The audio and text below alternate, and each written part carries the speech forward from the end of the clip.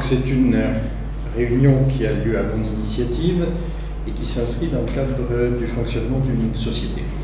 Et donc si on veut nous définir, c'est une start-up de biotech en charge de la recherche et du développement d'une innovation de rupture, parce que je pense que c'est une innovation de rupture. Donc cette innovation de rupture, c'est l'utilisation de signaux purement physiques. Et cette biomécanique tissulaire d'ailleurs, plus que cellulaire, parce que ce qui est intéressant, c'est pas la cellule, on s'en fiche de la cellule isolée, ce qui est intéressant, c'est le tissu. Le tissu et l'organe d'ailleurs. Et qui est donc en train de devenir une branche à part entière de justement cette physical biology.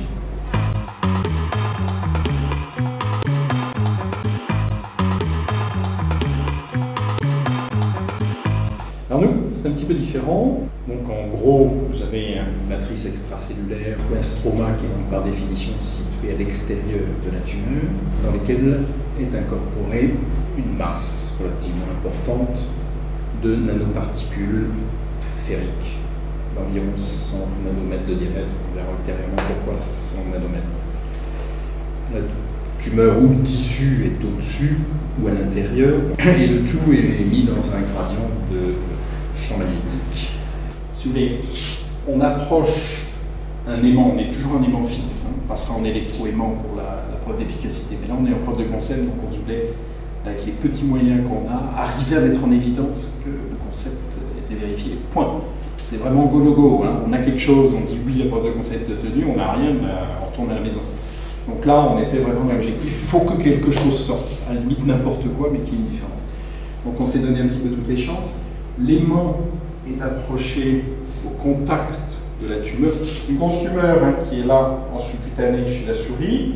Donc la souris est endormie, et les souris en Europe et dans le monde entier, vous savez, pour des raisons légales, ne peuvent pas être endormies plus de 2 heures par jour.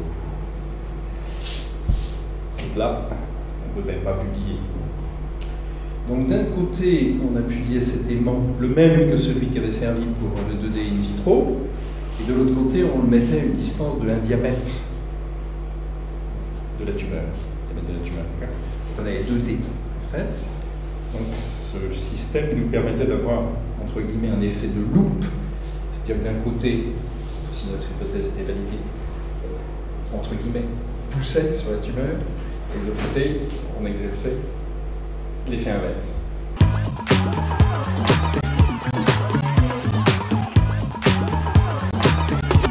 Donc voilà ce que l'on recevait, la tumeur avec, ici à la jambe gauche, je ne sais pas si ça passe, le plan cutané, où on reconnaît l'épiderme avec les petites annexes, ici, avec les annexes, les petits poils, enfin, pardon, pas les poils, les follicules, mais on ne voit pas de poils dans ce modèle. La tumeur, vous voyez la forme d'œuf, souvent bien délimitée, et puis ce que vous voyez ici, ce que j'appelais le pigment, qui forme cette petite couronne, et ça, qui est une plage de nécrose.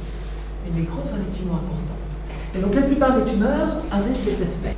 We're going to dance and have some fun.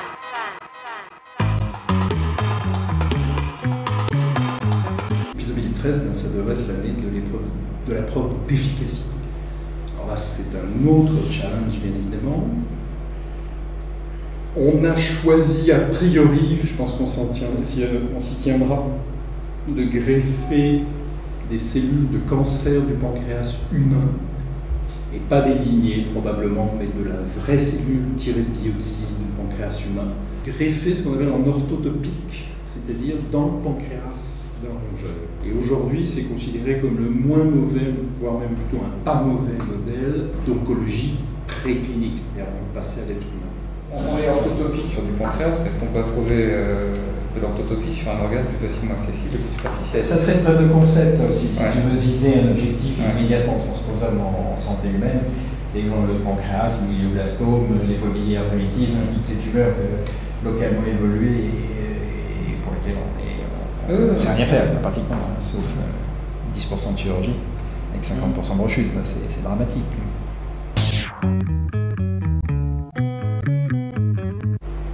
Des particules, des nanoparticules de ce type injectées en intraveineux sont considérées comme des dispositifs médicaux et non pas comme des médicaments. À partir du moment où ils ne portent pas de principe actif autour, ils ne sont pas coated avec un truc machin, ils ne sont pas tout ça, quand ils sont tout nus comme ça, injectés intraveineux, c'est considéré, au moins dans certains pays, comme un medical device, comme un dispositif médical. Et bien évidemment, un générateur de gradient de champ magnétique, c'est un dispositif médical, et le plus beau d'entre eux, c'est l'IRM. Marquage CE plus expérimentation clinique, c'est pas 7, 8, 10 ans comme une molécule, c'est 4-5 ans pour arriver jusqu'au marché. Et a priori, il n'y a pas de problème de toxicité dans l'injection intracirculatoire? Parce que tout syndrome inflammatoire, même à distance, a priori, doit être. Il y a aussi une néoangiogénèse. Mais si c'est pas dans le champ, oui. c'est du faire dans l'organisme. Tu sais comment il est récupéré après. Oui. Toxicité nulle. Au niveau particules. Et comment vous voyez l'arrivée des particules in vivo? Parce que si vous les injectez par intraveineuse. Alors, toute tumeur est cancéreuse pour nous quand elle a franchi la membrane basale. Et à ce moment-là, elle acquiert la possibilité de sécréter des substances qui vont attirer des petits vaisseaux pour la nourrir. Donc ces petits vaisseaux sanguins ne sont pas normaux, et on leur donne le nom de global générique de néoangiogénèse. Ça fait 30 ou 40 ans qu'on s'intéresse à la néoangiogénèse, on connaît bien.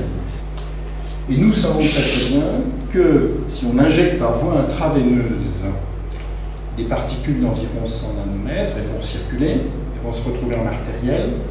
Et si j'ai un cancer métastase dans le poumon, par exemple, il y a de la néoangiogénèse autour, c'est mieux dans le foie d'ailleurs. Il y a de la néoangiogénèse autour, et les particules d'environ 100 nanomètres vont être trappées, vont être bloquées là.